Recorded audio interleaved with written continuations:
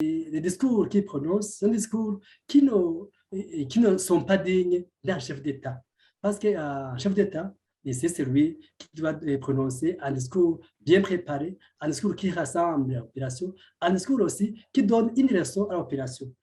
Mais aujourd'hui, ce sont des propos qui sont lancés à tour et à travers, où aujourd'hui, on peut se demander si est-ce que les propos, les discours qui sont prononcés par le président sont préparés ou il lance des discours suivant les situations sans toutefois peser les conséquences de ces discours.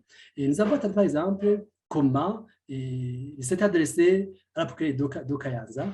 Oui, c'est vrai, mais même si elle avait, elle était fautive, il y a des mécanismes que le président a pour régler les affaires concernant cette procureure.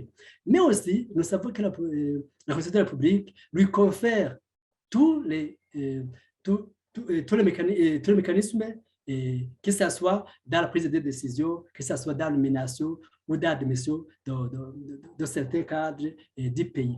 Mais aujourd'hui, alors, il a pris comme le mot d'ordre de prononcer des discours devant l'opération, lorsqu'il a monté l'opération. Ici, on peut on peut rappeler aussi les discours qu'il a prononcés lorsqu'il a rencontré le corps de la justice. Ce sont des discours qui ne donnent pas, qui ne donnent pas l'espoir au peuple, mais surtout, il faut que le président prenne des mesures selon la Constitution, selon les lois et règlements qui régissent le Burundi. Donc aujourd'hui, alors, ces discours sont des discours aujourd'hui qu'on dirait des discours qui peuvent même diviser l'opération. Parce qu'aujourd'hui, l'opération n'aura plus de confiance à l'institution de la présidence de la République. Parce qu'aujourd'hui, si les discours ne sont pas joints à l'acte, c'est-à-dire que l'opération va perdre confiance à cette institution.